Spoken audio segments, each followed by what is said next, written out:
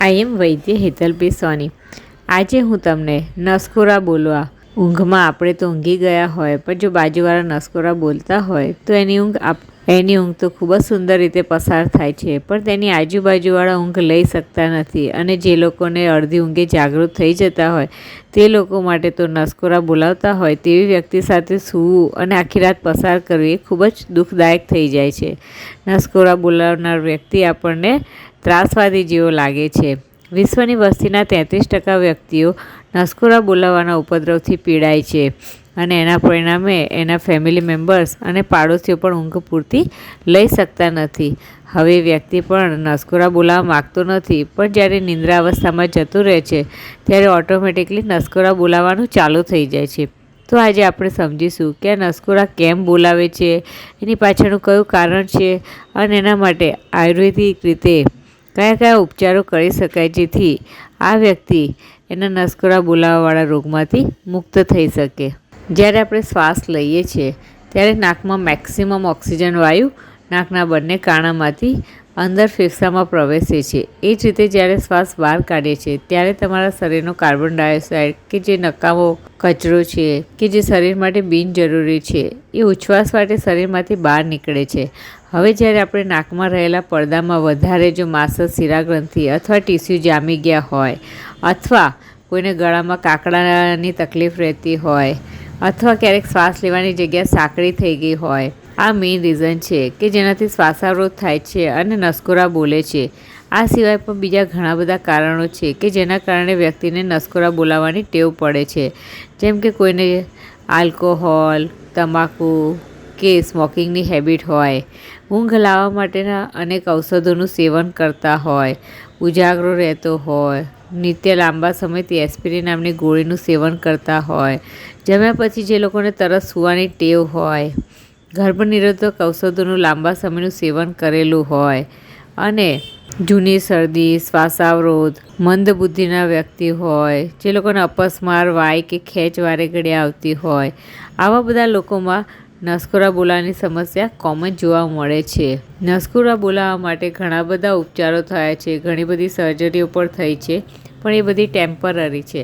એનો લાંબા ગાળે લાભ મળતો નથી અને એના માટે ઘણી બધી રેમેડીઝ અવેલેબલ છે. પણ આજે આપણે આયુર્વેદિક રીતે આ નસકોરા બોલાવવાની તકલીફમાંથી કેવી રીતે દૂર કરવું તેના વિશે સમજીશું. આયુર્વેદિક અનુસાર નસકોરા બોલાવવા એના માટે કફ જવાબદાર છે.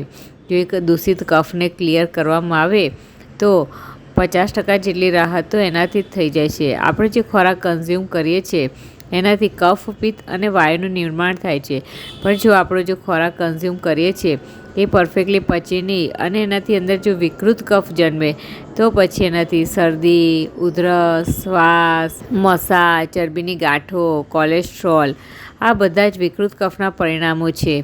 અને જો લાંબો ટાઈમનો કફ જમા થાય તો પરિણામે નાકની અંદરના ભાગમાં ટીસ્યુ જામી જાય છે, ગળામાં કાકડા ફૂલી જાય છે, આપણી શ્વાસ નળી કે જ્યાંથી આપણે શ્વાસ લઈએ છીએ તે જગ્યા સાંકડી થઈ જાય છે અને શ્વાસાવરોધના કારણે વ્યક્તિ નાકથી શ્વાસ પૂરો લઈ શકતો નથી અને મોઢું ખુલ્લું રાખીને શ્વાસ લેવાની ટેવ પડી જાય છે અને એનાથી નસકોરાનો જન્મ થાય છે.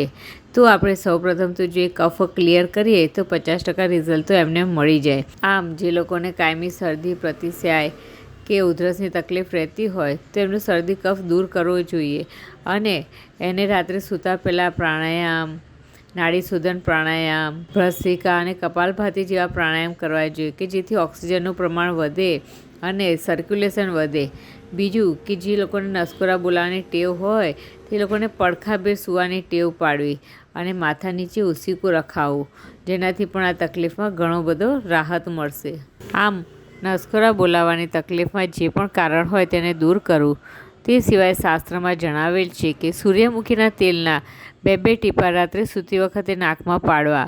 પણ જો ટાઈમ હોય તો સૌથી પ્રથમ અજમો, હિંગ અને સૂંઠ પાવડર નાખી ગરમ પાણી ઉકાળી એમાં અજમો, હિંગ અને સૂંઠ પાવડર નાખી પહેલાં નાશ લઈ લેવો, એટલે તમારા સાઇનસ બધા ઓપન થઈ જશે. અને પછી સૂર્યમુખીના તેલના 4 ટીપા રાત્રે સૂતી વખતે નાકમાં નાખી અને ત્યારબાદ 5 થી 10 મિનિટ પ્રાણાયામ કરો. અને પછી સૂવાની ટેવ પાડવી. જો કબજિયાતની તકલીફ રહેતી હોય તો એ પણ ક્લિયર કરવી. તેનાથી પણ આમાં ઘણો જ ફાયદો થશે. અને સવારે ઉઠીને નાહ્યા પછી ફરજિયાત નાકમાં દિવેલ, તલનું તેલ, સળબિંદુ તેલ કે અણુ તેલ એવા કોઈપણ તેલનો પ્રતિમર્શ નસ્ય એટલે કે 2-2 ટીપાં નાકમાં નાખવા. આ તકલીફમાં જો આ જ ઉપચાર કાયમી કરવામાં આવે તો 15-20 દિવસ પછી ઘણો ફાયદો મળવાની શક્યતા છે. તમારે ઉપાય અજમાવી જુઓ અને પછી તમારા અનુભવો અમારી સાથે શેર કરજો. થેન્ક્સ.